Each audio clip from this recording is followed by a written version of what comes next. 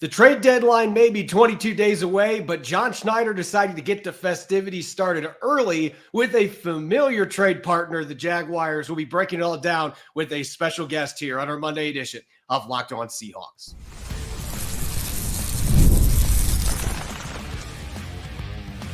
You are Locked On Seahawks, your daily Seattle Seahawks podcast, part of the Locked On Podcast Network, your team every day.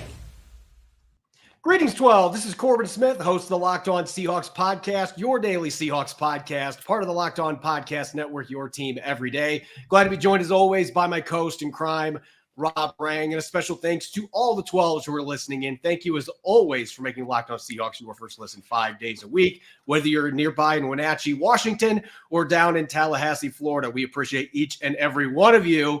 We've got a very special guest here to join us. We're going to be diving into the first significant trade before the trade deadline. And, of course, John Schneider involved with it and one of his favorite teams to trade with, the Jacksonville Jaguars. We'll have our good friend Tony Wiggins here breaking down the trade here in a moment in a jam-packed episode brought your way courtesy of Prize Picks. Go to prizepicks.com/LockedOnNFL and use the code all lowercase LockedOnNFL to win $50 instantly when you play $5. Now for your lead story here on our Monday edition of Locked On Seahawks. As I just mentioned a moment ago, one of my favorite people to work with in the business, Tony Wiggins, Locked On Jaguars, the barber himself. We're looking forward to you giving us some insight here on Seattle's new addition, Roy Robertson-Harris, coming over today in a trade with Jacksonville in exchange for a 2026 sixth-round pick. And I see you shaking your head. Oh, we got to start with that because I know that it has been a very difficult season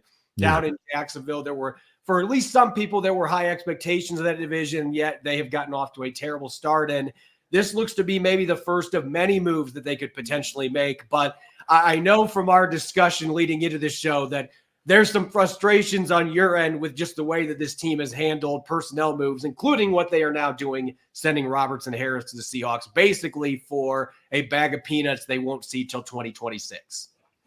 Yeah, it makes me wonder what happened in London. Roy Robertson, now he'll light up. He got a real quick fuse now, especially with the media. So I don't know if there was some frustration.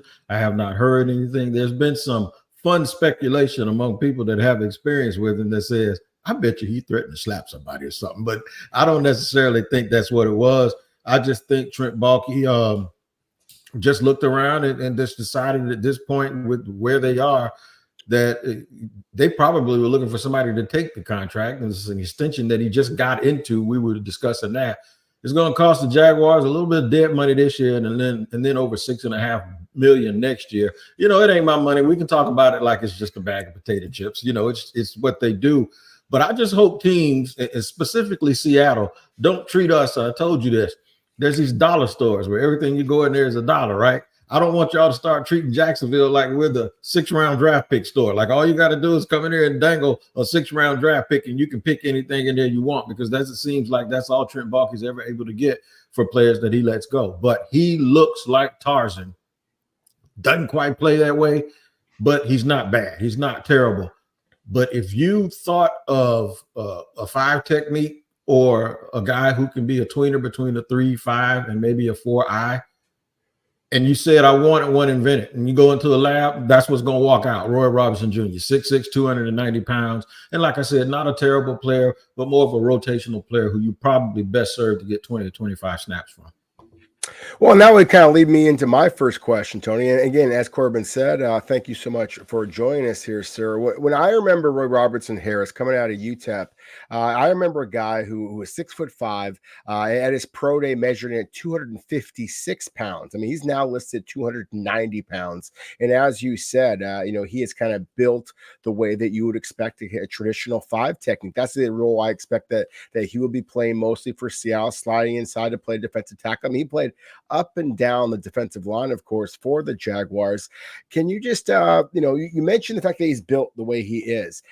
Can you kind of give us some strengths and weaknesses of his game? Because what I remember at UTEP, again, was a guy that played more on the edge and had some speed upfield, but he's not a pass rusher at this point. I view him as more of somebody to help Seattle's 27th ranked run defense. Yeah, that's what he is. He's a guy, he'll flash every now and then and make plays. He's had some tackles for losses and even a sack or two that I remember in big games. I think he actually got Mahomes one time, if I'm not mistaken. But see, the thing is when a guy plays for a team for 3 seasons and you can count on hand the things that he did that you remember, that's just not good. Like I said, he hasn't been terrible. I think the people that got the bad end of this were the Bears, because when he was with Chicago, they always raved about that physical ability and that potential, and they hoped that he would get to it. So when the Jaguars signed him in the Urban Meyer year, I think Charlie Strong had a connection with a coach that he had a connection to. And most Bear fans were like, yeah, man, he just never got it. We were hoping, we're happy for him. No, he's a good dude, and we're happy for him. So that's what we got. And the Jaguar fans sat there and waited and waited and waited. And then it never actually materialized. So decent player, like I said, can be a part of, can't be your best player at all. Can't be your second best player, but can be a part of a rotation. I call it Baltimore guy. And I know your coach comes from Baltimore. Baltimore guy to me is the dude that looks like a Baltimore guy, is in the rotation in Baltimore. You never really know his name, but he's just another dude that looks like the rest of the guys that kind of play for Baltimore. That's kind of what he is. And like I said, he's not going to hurt you. He's not going to hurt you. But if you're depending on him to be anything more than a rotational player, you might be disappointing yourself. And I know if you look at that money that he was going to get paid here in Jacksonville or was being paid, it just doesn't seem like that kind of matches up. So that's the way it is. Trent Baalke's answer will probably be, well, we have a lot of good players. It's good that we have players that people are interested in. That's fine. You don't trade away 20-something-year-old defensive tackles that you just gave an extension to, who you signed as a free agent prior to that. You just don't trade them away unless you got a plan already in place or you got some regrets about the extension that you gave him.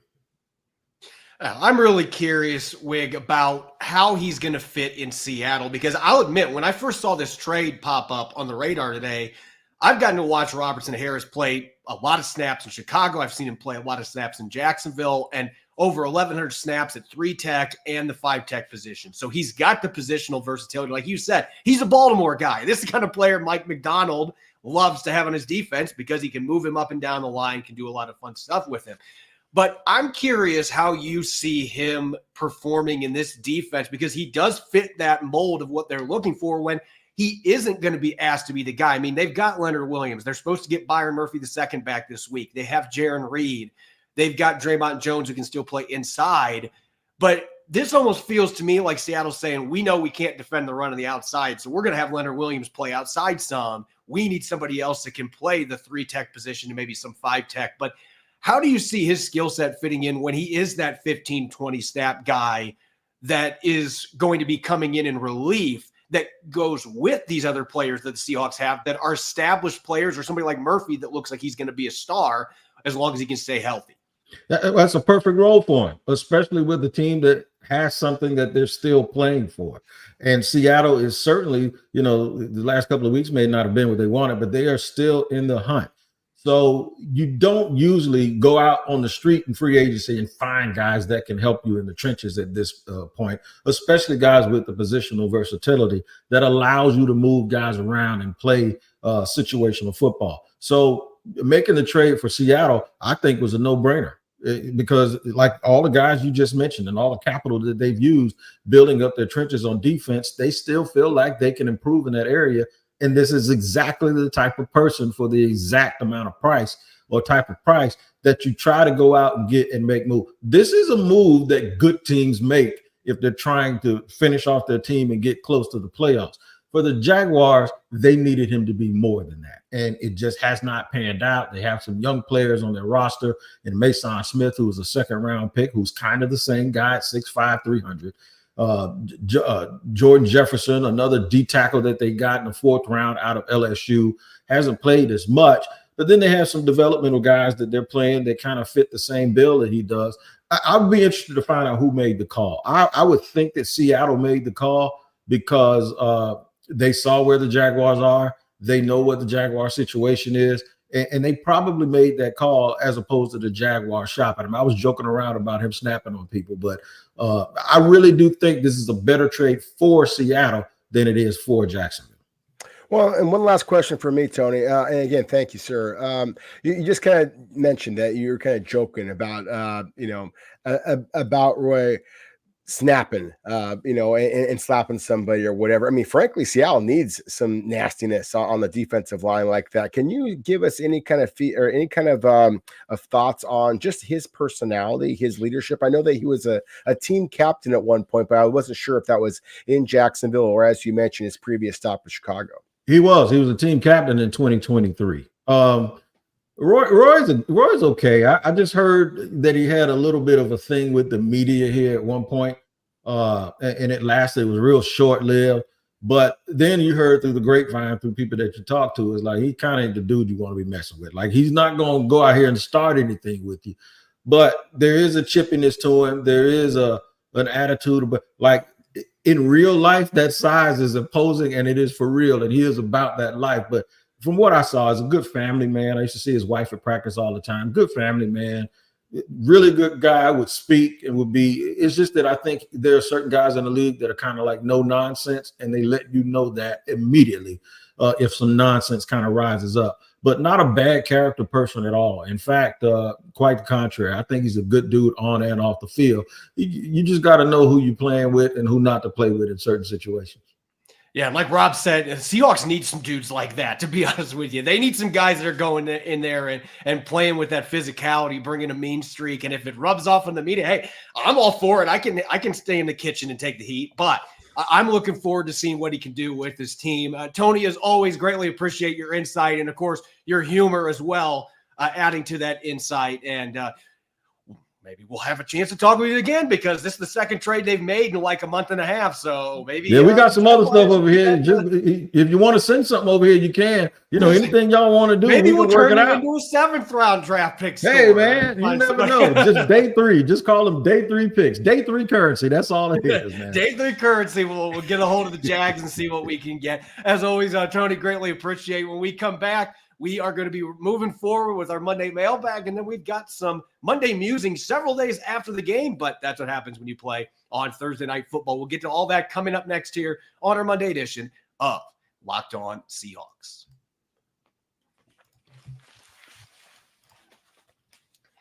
This episode is brought your way by Hims. No man wants to lose his hair, but for men, it's actually very common. Just look in your screen right now and you can see me. And now with Hims, the solution is simple. Try Hims Hair Loss Solutions, and you'll be joining hundreds of thousands of subscribers who got their flow back. Hims provides access to a range of hair loss treatments that work all from the comfort of your couch. Hims makes treating hair loss simple with doctor-trusted treatment options and personalized chewable oral spray or serum treatment options so you can find what works best for you.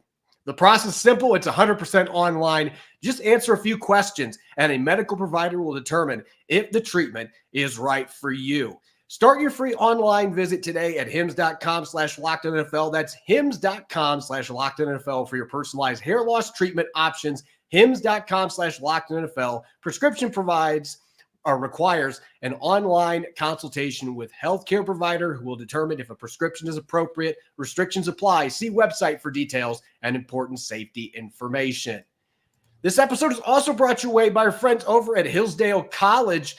History, economics, the great works of literature, the meaning of the U.S. Constitution. Maybe you studied these in school, maybe you didn't, but regardless, it's time for a refresher. Time and technology have changed a lot of things, but they have not changed basic fundamental truths around the world and our place in it. At Hillsdale College, they're offering more than 40 free, that's right, free online courses, such as Constitution 101, Introduction to Free Market Economics, The Great American Story, A Land of Hope, and The Rise and Fall of the Roman Republic. All of Hillsdale's courses are self-paced so that you can start whenever and tune in wherever. Plus, you can go deeper into readings, quizzes, discussions, or just enjoy the lectures. Go right now to hillsdale.edu/lockedon to enroll. There's no cost, and it's easy to get started. That's hillsdale.edu/lockedon to register. Again, hillsdale.edu/lockedon. Welcome back to the Monday edition of Locked On Seahawks. I'm your host, Corbin Smith. Glad to be joined, as always, by my co-host in crime, Rob Rang. And a special thanks to all the 12s who are listening in. Thank you, as always, for making Locked On Seahawks your first listen 5 days a week. We greatly appreciate it. And one last shout out to our friend Tony Wiggins of Locked On Jaguars, always providing outstanding analysis. And I love the fact that he always brings the laughs as well. You're guaranteed to get a few good chuckles every time that Tony comes on the show, and you're going to get great analysis. Nobody knows the heartbeat of the Jaguars better than what he does. Let's get to our Monday mailbag, shall we, Rob? It's been a couple of weeks since the Seahawks had 2 games last week. We haven't had a mailbag, but man, we got tons of good ones from the 12. So let's get to it. And this is a great one to start off, Rob. I am very curious to hear your answer on this. Insano Brandon tweets, do you believe the Seahawks should consider trading DK Metcalf? He's going to want $30 million APY, and they're creeping up on needing to pay some guys on rookie deals. You know, we talked about this in the offseason, Rob, and it was kind of a laugher for us. But, you know, if the Seahawks lose a few more games, I'm curious what your viewpoint is on this. I do think that they have to consider trading DK Metcalf. Now, I'm not saying that you are actively trying to trade him. I think that you have to be listening, however. You know, Corbin, we are coming off of an unprecedented run of very strong wide receiver drafts. And this upcoming year looks like it's going to be another good one, but doesn't, at least not in my opinion, does not include a player of the caliber of, say, a Marvin Harrison Jr., or we just had, Tony Wiggins on, I would say the Brian Thomas Jr., their dynamic first-round wide receiver, a good class, but not an exceptional class. And DK Metcalf, as you just alluded to, is due so many millions of dollars. Frankly, that's one of the problems I see with the Seahawks roster, the way it's built right now. It's almost so one-dimensional when it comes to throwing the football. I mean, this last game against the 49ers was a perfect example of that. I mean, 11 attempts in DK Metcalf's direction, only 3 catches, and of course, again, he's going to be getting that much money. What we see the teams that are dedicating so many millions of dollars to wide receivers, and that is not necessarily translating to wins. And so I think that the only player on offense that deserves that type of coin, and frankly, is the quarterback position. And so look, I think that DK Metcalf is an unbelievable player. It would break my heart as a Seahawk sports fan in general to see the Seahawks give up on a player who has the physical gifts that DK Metcalf has. But at the same time, I also think that you have to be salary cap implications of signing to a long-term deal. And frankly, I want to see more big plays from a guy who has the physical ability to absolutely take over the league, but has not yet done so. Next question here from DC3 Racing. Do you think John Schneider had it backwards? 3 running backs drafted on the roster, with 2 of them being high picks ahead of solidifying the offensive line. So I understand where this question is going, because Ken Walker III and Zach Charbonnet were drafted in consecutive drafts in the second round. And I understand that. I like Zach Charbonnet. I wondered about making that selection 2 years in a row in the second round, though, when you did have questions in the offensive line. But this year, Seattle didn't even have a second-round pick, and they invested a third in Christian Haynes, a player that I still think can be a very good guard in the NFL. I have written a couple articles in the last 2 weeks saying, why isn't he getting his opportunity? I want to see him get more snaps. It's way too early to be rushing a judgment on him. So I understand that. I think there's validity to it. There's some validity to the concern that we invested all that draft capital in running backs, and our offensive line is still one of the worst in the NFL. I get it. And the proof is in the pudding, as Rob likes to say, with what we've seen on the field for most of Seattle's offensive line.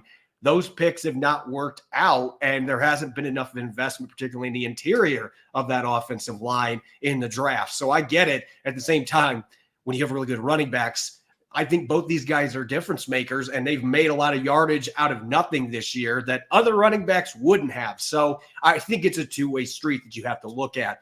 Next question here from Ty Oswald. Is it time to have a discussion about Geno? Not saying we need to bench him, but I do think it's time to have a conversation. Well, Rob, do you want to have a conversation about this? I do. I've been very much a Geno Smith fan over the last year and a half. And again, I will raise my hand. I thought that Drew Lock was actually going to be the quarterback that was going to win that job just a couple of years ago after Russell Wilson was traded. Geno Smith has completely exceeded everybody's national expectations over the last couple of years, but there's no doubt about it. Against the San Francisco 49ers, Geno Smith made some big mistakes, and he was among the culprits in that loss. And so I think that it's very much similar to the conversation we said about DK Metcalf. If you're going to be looking to ink Geno Smith to an even longer extension, then he's got to play better. He is a above average quarterback. Is he an exceptional quarterback? That to me is the biggest question here. So I'm not going to argue that I think the Seahawks should bench him and see what they have in Sam Howell, unless the season completely falls apart and then you only have maybe a handful of games left at the end of the season to explore. At this point, I think that Geno Smith is your guy and you have to build around him. However, in watching all 31 other NFL teams out there, I cannot defiantly say that Geno Smith is going to lead the Seahawks back to the postseason. I think that they have to build a team around him. Going to allocate a huge percentage of your money to him, which they presumably would have to do if they're going to be bringing him back in after this next year, in which he's still under contract, of course. Then I do think that you have to kind of go back to the drawing board, at least at the quarterback position in the draft, and see if you can find that future franchise difference maker at the quarterback position. Yeah, I'm quickly going to say I don't want to have this conversation because good luck to Sam Howell playing behind this offensive line. That's what I'm going to say. Next question here coming from Gabriel Ryan. Saw that Jerick Reed II is set to return to practice this week. Do you think he could have significant contributions on defense, maybe light a fire under some other players? I do. I absolutely think that Jerick Reed, if he's healthy, can play on defense for the Seattle Seahawks. Look, we are all about honest analysis on here. Kayvon Wallace has made a few plays, but there's also been some really rough plays out there on the field. Rayshawn Jenkins has missed a lot of tackles the last couple games. Julian Love had that horrible coverage bust that allowed Deebo Samuel's touchdown. I mean, if you want to get this defense playing at peak level, there needs to be competition. That's the thing you got to have from Pete Carroll's philosophy. You have got to get guys out there. And look, Jerick Reed II, if he's fully back, he might be the best athlete that they have at that safety position. He is a phenomenal athlete, quick, fast. He is very sudden. He likes to come up and hit people. He played well in his limited snaps last year in defense. He was their best special teams player in kick coverage, in my opinion. He is at minimum going to be a difference maker on special teams, but I am not ruling out Jerick Reed II playing significant snaps at some point on defense this year, especially if things don't start turning around. Mike McDonald is going to start looking at some guys that he can view as his guys. Even though Reed was drafted before he came, that is his kind of player if you've watched the Baltimore Ravens defense. Our next question here for Rob. Carl Coleman tweets, is Devon White not a realistic option to add leadership and better run defense to our shaky, at best, linebacker room? He was just released by the Eagles and didn't play any snaps for them. Feels like he is light years behind where he was 2 years ago. That's 100% agree with you, Corbin. And if you're thinking back to the Devon White who was a standout with Tampa Bay Buccaneers, then you're kind of just revisionist history a little bit here, or at least not up to speed on what's been going on the last couple of seasons. I mean, Devon White was a good player. It just looks like time has kind of caught up to him. And there are very few teams that I think that the Seahawks are more familiar with than the Philadelphia Eagles. I mean, John Schneider, and the Eagles general manager, Howie Roseman are good buddies. You see them on the road at the Senior Bowl and things like that all of the time. So John Schneider is going to have not only the eyes from the scouts that are the pro scouts who are watching everything, they are also going to have some insight with what White was like in Philadelphia. There's no question about it. Inside linebacker has been a huge problem for the Seahawks, especially this 3-game losing streak. And so I think that the Seahawks have to be kind of exploring the possibility of White and other inside linebacker candidates that are still out there. But the fact that nothing has happened yet, I think speaks to the fact that, or speaks to the idea at least, that the Seahawks are at least somewhat comfortable with what they already have in-house. Although, again, if it was me, I would be having that conversation about Devon White. Our last question here, and this one is coming from NCPNS tweets, is D. Williams doing enough to justify a spot on the 53? Look, at this point, I'm going to say no.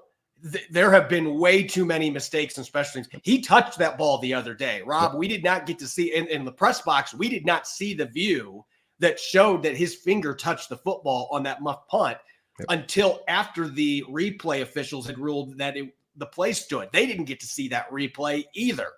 So the Seahawks got incredibly fortunate there. That would have just been another turnover that the 49ers quickly would have turned into a touchdown, and then it is an absolute laugher.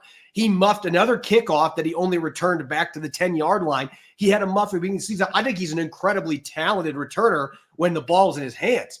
but he has consistently struggled to catch the football. And look, I think Laviska Shenault can return punts and kickoffs. He's not playing much on offense. Let him do both. I just don't feel at this point. I think you try to get him back on the practice squad because I still think he's got the potential to be one of the best returners in the league. But man, you have a short leash when you are bobbling the football, trying to catch punts and stuff like that. He's had it happen at least 4 times in the first 6 games. You cannot have that happening. So I would say he's the one that's gone when Jerick Reed II is activated. That's my prediction that I'm making right now. When we come back next, I know that this game happened like 6 months ago because it was on Thursday Night Football, but we got some Monday musings to get to. And Rob, I know this is the first time you and I have had a chance together to talk about the Seahawks loss to the 49ers. So we've got some much needed Monday musings that'll be coming up next here on the Locked On Seahawks podcast. This episode is brought your way by Prize Picks, America's #1 daily fantasy sports app with over 5 million active members. Prize Picks is the easiest and most exciting way to play daily fantasy sports. Unlike other apps, and Prize Picks is just you against the numbers. And Prize Picks is the only real money daily fantasy platform that offers an injury insurance policy so your lineups stay in play, even if one of your players gets injured. If your player leaves in the first half and doesn't return, Prize Picks keeps your lineup live. Prize Picks is also the best place to get real money sports action. Join over 10 million users and sign up today. They invented the flex play, which means you can still cash out your lineup. If it isn't perfect, you can double your money, even if one of your picks doesn't hit. Download the Prize Picks app today and use the code LOCKEDONNFL to get $50 instantly when you play $5. That's the code LOCKEDONNFL on Prize Picks to get $50 instantly when you play $5. You don't even need to win to receive the $50 bonus. It's guaranteed. Prize Picks, run your game. Welcome back to the Monday edition of Locked On Seahawks. This is your host, Corbin Smith. Glad to be joined, as always, by my co-host in crime, Rob Rang. And a special thanks to each and every one of the 12s who are listening in. And thank you, as always, for making Locked On Seahawks your first listen 5 days a week. We greatly appreciate it.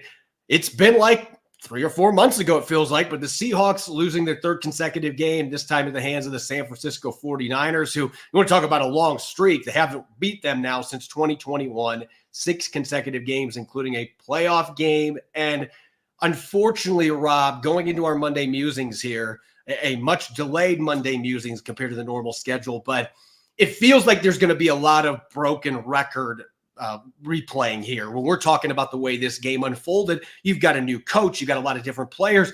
It did not matter, though. This felt like every 49ers Seahawks game that we've watched the last 2.5 years. Yeah, that's the thing. And it's going to remain a broken record, whether it be against the San Francisco 49ers or against, any opponent that you're going to be facing here moving forward. Certainly the Atlanta Falcons, moving forward because of how well they run the football with their dynamic running back, Bijan Robinson. That's where I think you have to start the conversation. Like, I know everybody wants to talk about Geno Smith and the 2 interceptions, or DK Metcalf, as I mentioned before, the 11 attempts thrown his way, only 3 catches, whatever the case might be. If you can't stop the run, then you can't win in the NFL. It's just, again, it really is that simple. So yeah, it is going to be a broken record, at least for me.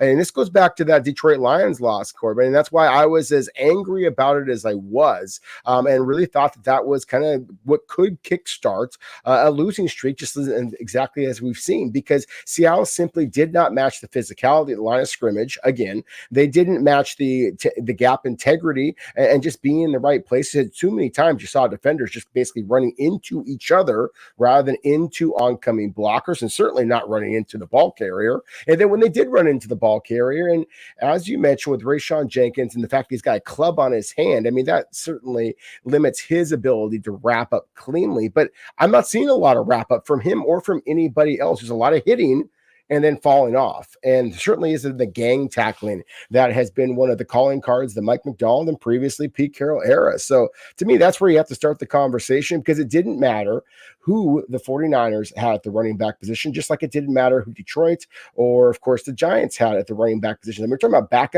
backups. And, with all due respect to the Detroit Lions, again, that to me is the biggest concern I think that you have for the Seahawks. It just makes everything else have to work so much better, including on the offensive side of the ball, where, again, I would argue that as many problems as Geno Smith had, I think that there are much bigger problems on that side of the ball that are making it that much more difficult on number 7 as well. Yeah, I want to quickly lean back in on the competition aspect here, off of the run defense in particular, because look, to me, anytime there's a new coach, you have a honeymoon period, and you have veterans that were signed with the previous regime, or you have players that were drafted by the previous regime. And I know John Schneider is still here, so it's not a completely clean cut from the previous regime, but Pete Carroll had a big voice in that. And Pete Carroll, by all official purposes, he is not involved with the construction of this roster. He might have that advisor title, but from what I've been told, he doesn't have any involvement in this. So you've got that honeymoon period. Now you've lost 3 straight games, and it feels like a lot of the same culprits are showing up on tape that are not executing their assignments. And a few of these are frustrating because, look, I was super excited when Draymond Jones got signed a couple years ago because I liked what I saw in his Denver Broncos tape his last year. I can go back and watch that film breakdown they put together, and it's not like I was cherry picking. I watched every single game. There was so much to be excited about, especially I loved what I saw in the edge play, which is what they're trying to do with them right now. But look, I mentioned the movie Office Space on here because it is one of my all-time favorites, but there are too many times where I'm watching games right now with Draymond Jones and I'm like, what is it that you do here? Because I remember plays where he is losing contain or he is getting beat off the edge in the run game. I remember way more of those than actual impact plays that are positive for the Seahawks right now. And listen, I think this is part of the reason that Roy Robertson-Harris is coming to Seattle right now. Agreed. I think Mike McDonald, and we saw it in this last game, they moved Leonard Williams out to outside linebacker a few plays, and he looked fantastic, by the way. I put a play up today where he basically knocked Trent Williams on his duff and then had a tackle for loss. I thought, hey, just play in there all the time. Maybe that's what they're planning to do, and Robertson-Harris is going to take some of those reps at the 3-tech, whatever they're planning to do there. They're making these decisions. Mike Morris is getting more snaps gradually because Draymond Jones is not getting the job done. You have got to have somebody that is going to push him. I'm going to make the same argument at linebacker, and after watching the All-22, to me, it's one player. I think that Jerome Baker, he made some mistakes in this game, but I love the effort. I love the fact he blew up a screen. He had a couple other really nice tackles. He had a pass breakup. Tyrell Dodson just consistently is running into blocks, and he is going to the wrong gaps way too often. It seems like he's guessing, and that is leading to big plays. I want to see Tyrese Knight get some more snaps. I want to see this kid out there and at least have him compete during the week and see if that forces Tyrell Dodson to play better and have the assignments be executed better. And even at safety, Kobe Bryant, Jerick Reed II coming back, Kayvon Wallace, hey, maybe we'll give you more snaps. I want to see competition opened up at these troublesome spots right now because there are just too many places that they are having poor execution. It's not even effort, really, that's the issue. It is poor execution, but it's happening over and over again. You got to start sending a message. Hey, the honeymoon period is over now. And you could make that argument in the offensive line too, I believe. No, I 100% agree with that. I think along the offensive line, the fact that that Christian Haynes had the least amount of snaps that he has had, that was a surprise to me. I understand it. I mean, you're going up. It was a short week. You're going up against San Francisco 49ers team that is going to bring the physicality. So sure, start Anthony Bradford, who has certainly been inconsistent, but he has size, he has physicality, he has starting experience. At the same time, with Christian Haynes, you've seen some flashes, and Anthony Bradford, the flashes are, they're so rare. You see the flashes in the running game, but Seattle continues to struggle in the running game. Even at its best, Anthony Bradford has struggled in pass protection. And I think you had to anticipate that Seattle, at least at some point in this game, was going to be having to pass protect for Geno Smith, perhaps quite a lot. And so that, at least in my opinion, there's no doubt about it that Christian Haynes is a better pass protector than Anthony Bradford is. So I would agree. I think that there has to be more competition at right guard. I think that you are just waiting to see what the heck is going on at right tackle position. Because look, I don't care what the analytics say. Stone Forsythe is just getting beaten like a drum in the critical snaps, and so that is frustrating to watch. I think that he's giving up 35 pressures according to Pro Football Focus. The next in line is Cross at 19, but they've passed more than anybody else, so that's part of it. But 35 is still 35. I mean, he's getting dominated. Exactly, and that's not even talking about in the run game, where again his height and his lack of base power continues to be a problem. And he can wall people off, but he's not getting any kind of push. So it's like the Seahawks are essentially operating with one hand tied behind their back, and and again it's the same thing in the passing game where they're focusing so much on DK Metcalf. The Tyler Lockett's going to get the occasional change up kind of a catch, and Jackson Smith and Jigba, I think you have to get some more out of him as well. It just feels like everything on offense right now is just too hard to do anything sustainable. You are hoping for a Cal Raleigh home run, so to speak, to mix my sports analogies here from DK Metcalf. You're hoping for a 60-yard catch and run kind of a touchdown because they cannot sustain a drive and create the small plays to create any kind of consistency. And so again, finally, just real quick to go back on the defensive side of the ball, I 100% agree with you as far as just creating some more competition. I think that's exactly why Roy was just traded for. Robertson Hill was just traded for, to bring him in and just to create, again, a little bit of surliness along the defensive line, and perhaps to push Draymond Jones that much more, to allow Leonard Williams a little bit more flexibility so he can kind of be that moving chess piece a little bit that Mike McDonald had done previously in Baltimore, of course. At the linebacker position, look, as much as I'm excited about Tyrese Knight and I champion the signing of Tyrell Dodson has looked clueless out there, and that is hugely concerning at this point. The one I've been really excited about, again, is Drake Thomas, just because to me, he is going to be assignment sound. He is going to lay the hits on people. He has some size limitations. There's some speed limitations there, but I think for he can play. And then Tyler Conner at the safety position, I think, deserves some opportunities as well. Yeah, let all these guys play. Let them all get an opportunity. Somebody's got to step up, because these are execution issues more than anything. And that's fine for a few games, but when the same guys keep doing it over and over again, from a coaching standpoint, fool me once, shame on you. Fool me twice, shame on me. And now we're at fool me third time, fool me fourth time. They have got to start getting some competition going. I'm going to wrap this up real quick. I'm going to put a bow on this with, to me, some fans listening are going to say maybe this is a little bit harsh, but this is the reality right now. The Seahawks run game, the way that it is performing right now, it has lowered the ceiling to the level of a Hobbit house. It has completely shrunk the house. You cannot add, I don't care if Patrick Mahomes is your quarterback. You cannot ask your QB to drop back 50 plus times every single game. And they came out trying to run the football this week. It was a concerted effort. They just couldn't do it because there's no O-line that is making it work, or the play calling isn't there. And then it was run, pass. It was predictable. Like Ryan Grubb is trying to figure his way through this, and he is struggling mightily with it right now. And defensive coordinators are pulling out all their tricks. And look, this offense has a chance to be one of the most dynamic in the NFL. They've got the pieces to do it, but it goes back to the O-line that continues to hinder everything they're trying to do.